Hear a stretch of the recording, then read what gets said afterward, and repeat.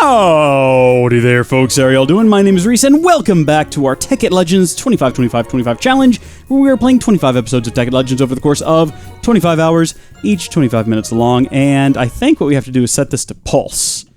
Yeah, there we go. And that needs to be set to 100 before it starts spewing it out into the ether, which it did with that one. But now, when we mine things up and we throw them in here, it'll automatically carry them away to another world. Well, no, it'll take them to our system where they can get processed. So we need to test this quickly. I don't know if we're going to be able to mine up enough stuff down here to then run upstairs and see it be teleported through. So I think we're just going to have to believe in our hearts with all of our might that this is going to work, no matter how trite. Now, that's the wrong way to use the word trite, and that's okay, because I tried my best. These last few episodes, compared to the episodes before, not only have we been more productive, not only have we gotten more done, I've enjoyed recording them a little bit more. I think that I've relaxed a bit. You know, the stress is off. I really have a lot of confidence in our quarry to get the job done.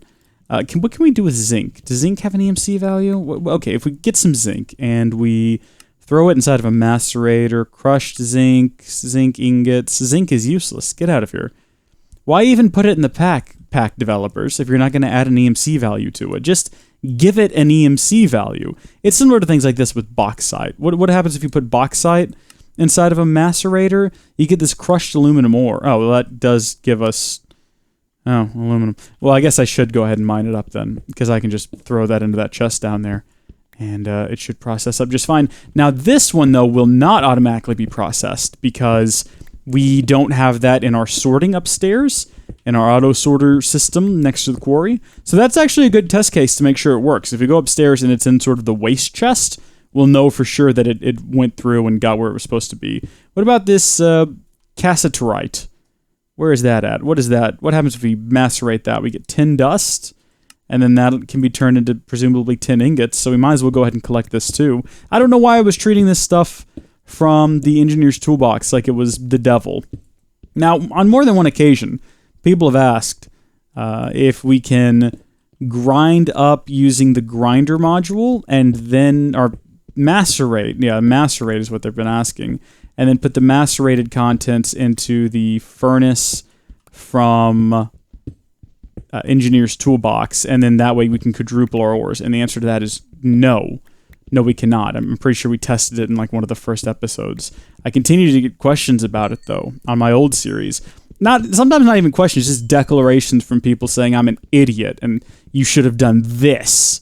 Well, I did, and it didn't work. Did you do it? Did you test it before you declared me an idiot and declared it to be this great, successful thing? No, you did not. If you had, you would know that doesn't work, or at least it didn't in the version of Minecraft that I played, the version of Tekkit that I tested it in. Things were actually changed into the series. There were mods added. You know, after I did the pre-series, they added the... Oh, what is it even called? I can't remember now. Industrial Craft 2 Classic, IC2 Classic, or I guess it's just Industrial Craft Classic, was added to the pack after I'd recorded the 3 pre-episodes. And so I had fully prepared to go in with Engineer's Toolbox as sort of the main mod. And then they added that, and I had to change my world so I could get proper generation of the ores and everything, and I had to go back and completely replan my early episodes. And I'll tell you what, that edition, late in the game, the first version of the game had already been released, and they added that. That really shook up my entire plan for Tekkit Legends. And I think it definitely reshaped the way the rest of my series went from that way forward. Just the introduction of that one mod changed everything. I kind of like that about this series. That right there, what I just did, how I can go sort of in-depth into behind-the-scenes information. On more than one time, I've thought about doing commentary tracks for old episodes as maybe a Patreon reward tier bonus. If you're a patron supporter and that sounds anything other than horrible, let me know. I might consider it, because I've thought about it before. Things for, older series. There's a lot of things, that I've forgotten about the episodes, but I've realized as I watch older videos, also, sometimes things just come back to me. And there are some things I just remember about those videos. I can't specifically remember everything that happens. Like, I'll get comments on videos like, why did you do this? I'm like, did I do that? I don't know. You tell me. Why would I have done that? You know, so I don't remember everything that happens in every episode. But when I watch a random episode of my own videos, which I sometimes do if I'm trying to like test and compare audio and whatnot, I'm like, oh yeah, I remember this. It's just this weird memory that's tucked deep inside of myself, but it'll come back and I'll kind of remember recording it. I'll remember the context of where I was recording it, what I was doing that day, whether or not I was under significant strain to get it done. I can remember things about the editing process. You know, that's the sort of just weird stuff. Even though I've done so many videos, that stuff will come back to me sometimes. Hey, look, there's all those ores I piped in there. They're coming through. This system works. Hey! It turns out other tin does need to be sorted. So we'll put other tin up there. We will put castletite and galena ore, as well as bauxite there. And then we'll also put them in over here. So we'll load up the hopper with those objects. Anything else in there with an EMC value? Ruby. Ruby needs to go straight down to Funky Town. You folks know what I'm talking about. You folks know what I'm talking about. Check that out. That's solid. I like that. That's hot. I should have had a glowstone on top of here, and I didn't, and that one is entirely on me. I'm glad that system works, though, because what that means is we can now go mining deep underground. Jeez, these things are still going. It's amazing. We can go mining deep underground, and we can, you know, pipe everything into that chest and then just keep mining even when our inventory's full. You know, we can go empty it, keep going. And what happened down there, the only reason we came back up was because the pickaxe broke. You know, we had to come back up. But overall, I'm happy with what we've done. Look how fast the quarry is moving now. It's really getting down to some good stuff. And just the sheer amount of resources coming through there is crazy. I like how much speed they gain, too, as they travel, as they get into the gold pipes that speed them up. In Tekkit Classic, you had to use redstone to activate the gold pipes to speed things up. And I don't think there was drag on other types of pipes. So what you would do is you'd have 4 or 5 stone pipes in a row, and then bam, a golden one. I did this myself in my own Tekkit Classic series, I think. And of course, at the time I played it, it wasn't Tekkit Classic, it was Tekkit. I think it was Tekkit 3. Oh man, now that's a throwback. That's a name I haven't heard in a long time. A long time. So what we can do now is we can pipe out of the energy condenser directly into things like these generators, which are starting to run low now, but remember they were already kind of low anyway, because I emptied them out at one point so I could have some spare EMC. Or what I can do is I can just continue to manually man them, just kind of coming over here and filling them up occasionally. And that would probably be better because it gives me the opportunity to inspect and make sure everything's still working. But an automated system would work too, but it would be a bit more of a hassle. So what have we got? 6 here. Let's divide this up then by 6. Yeah, we'll do that. And we're going to throw 8 in each, and then we can sort of a bit of a set and forget for a little while on these. We're not running that table over there, so you might think it's unnecessary to invest the EMC to keep them running.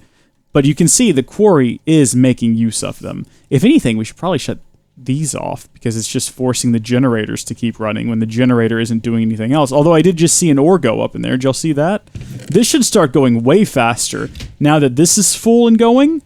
Yeah, we should start seeing EMC generating in here way fast. Maybe it's time. Maybe it's time to build a relay. What do you folks think? I'm going to say yes. I'm not going to give any of you a chance to respond. It's happening. I just got to get in here. How much EMC do we have? We don't have all that much EMC, actually.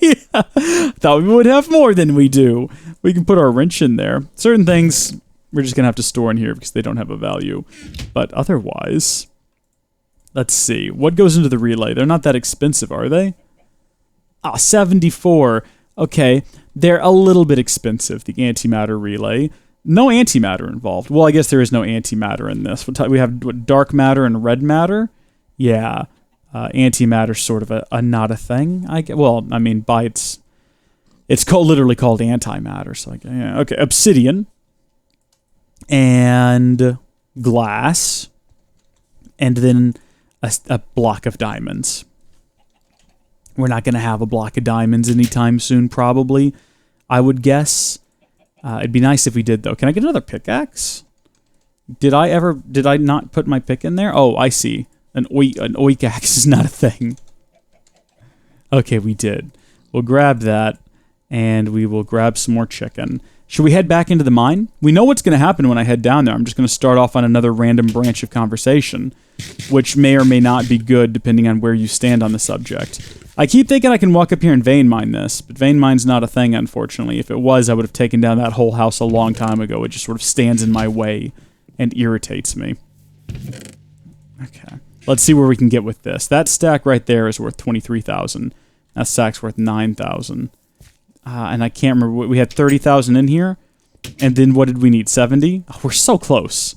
We don't need all of that obsidian or all of that glass. Let's go doing a little bit more manual mining. We might as well. And here is where we realize that my whole plan to just sort of fall off into water isn't going to work until we get rid of all these blocks that are preventing that. So we're going to get rid of the safety blocks. And we're going to give our first drop test here. This is going to be our first time testing the drop directly into water technique that I devised. Oh, this is a good one. Here we go. Wow, what do you know? We didn't die. I sort of had that, you know, everything flies into my mouth moment. All the vomit starts to as we fell, but we did survive. So we found diamonds right down here around this corner, yeah? And there's still some more resources to be gathered, so let's grab them. You know, I keep looking at this stuff and, you know, declaring, oh, it's got no EMC value. It has no purpose, but can we do something with it to give it EMC value? Oh, no, we can't. Now it's just in my inventory. Let's leave it, like, down there or something. I'm probably going to accidentally pick it up when I start digging up this this coal, because coal has an EMC value. Therefore, it's worth my time. I am the type of man who only cares about resources when they have an EMC value.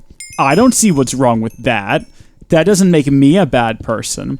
I'm just willing to say what the rest of you are thinking.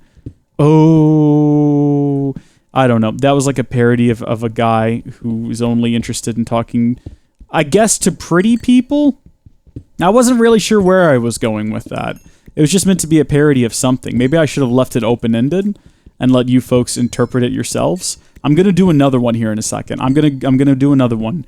Let me think of something here. I'm only interested in resources that can engage on my level. And I'm not a bad person for feeling that way, because let's be honest, all of you feel that way. You're just not willing to admit it. Now, if you can interpret that in the comment section, that would be great. And also, do you want me to do the next video doing a Poppy impersonation? Because I asked last time, but then I didn't do it this time, because I felt like it would have been a bit a bit obtuse, considering I left off in the middle of what was essentially a tutorial about how to set up gates.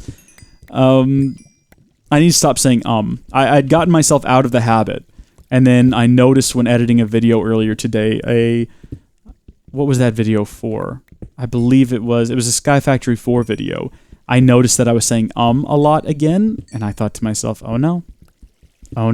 Reese from back when I did speech and debate would be very disappointed with me. Because if you say it too often, it can become obvious and become annoying, and it makes people sort of question your intelligence, even though everyone does it. It's just a filler word. Everyone has filler words or phrases or things that they do. It still looks better. And personally, I find it better myself to do a thoughtful pause. When you get to a point where you're not sure quite what to say yet, don't say just go deep pause right there. Because that doesn't make it sound like you're dumb and you don't know what else to say and you're just stumbling and mumbling and just whatever pops into your head is what's coming out. No. That pause and that deep breath, that makes you look insightful, makes you look thoughtful, makes you look intelligent, because you are not rushing into whatever it is you're about to say. You're taking a measured approach that is very thought out, because you're a big thinker. You've got a big brain. You're thinking through everything that you're saying, which, of course, usually I'm not, especially when I record Minecraft videos. I'm not thinking through what I'm saying. That's sort of the point. I'm just saying whatever comes into my brain, particularly when I'm in a Lego Talk moment. Lego Talk is a phrase coined by Sips and Shin, as far as I know. Jenna and I mentioned it in an episode of our Sky Factory 3 series, and someone else said that, oh, you mean what so-and-so says? Now, I'm not sure if they came up with that independently. It certainly isn't like a unique phrase, so possibly they also came up with that phrase independently, or possibly they stole it from Sips and Shin, and they're not crediting them, which is atrocious. I try to credit them every time I say it, which I think is a bit ridiculous at this point. I think I've said it enough myself that it's not my phrase. I wouldn't try to take possession of it or anything, but I've said it enough that surely it's common vernacular by now, because I make that decision. I determine what is common vernacular in the world. But no, you know what I mean. You know, you say something so many times and you can attribute the quote so many times, but at some point you just have to stop attributing the quote. How often do people say, I mean, what is a common phrase to where that it's so simple? We all say that on a daily basis. Imagine if we still attributed where we first heard that every single time we said it. Any turn of phrase, really.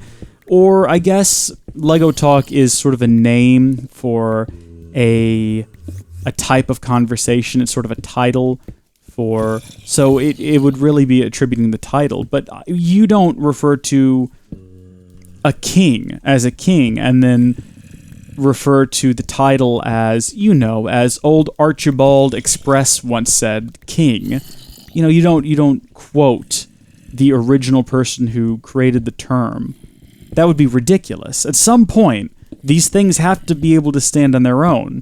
I propose when Sips and Shin are dead. At that point, what determines that? Is it when something's been said enough by so many different people that is there a number that you have to reach of people who say and use that word frequently before it's sort of its own thing and you no longer have to reference back to the original creators of it? I don't know.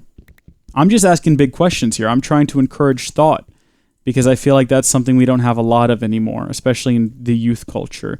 Children are no longer taught to think. They're taught what to think, but not how to think, and they're not taught to be critical, which is why so many of them, the poor simple fools, they will fall for anything. They'll just believe whatever they're told because they're taught rather than to be critical and think something through and try to come to their own conclusions, they are instead told, this is what's true.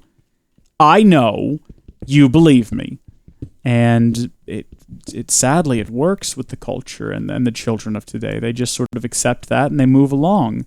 And I think that there's going to be some really big ramifications to that. We're going to have a lot of trouble. Speaking of which, kids, if you're interested, I am currently trying to sell some property that I own. It's oceanfront property in Arizona.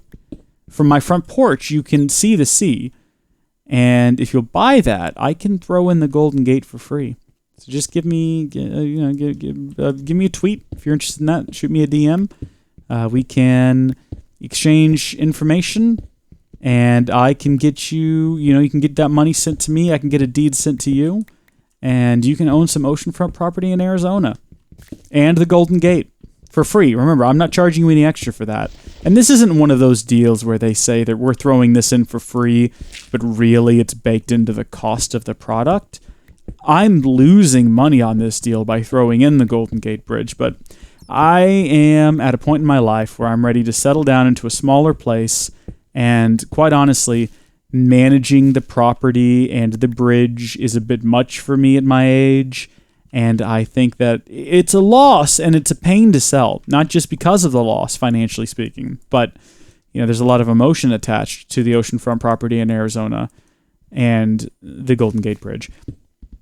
I think it would be better if I passed that on to someone else and I gave someone else the opportunity to sort of experience what it's like to live in the oceanfront property in Arizona and to own the Golden Gate Bridge. Now, I don't want to make it sound like it's difficult to manage the Golden Gate Bridge. Not by any means. It's quite easy to manage, in fact, but it's certainly become a lot for me, with the grandkids and everything, because I do have 7 grandchildren.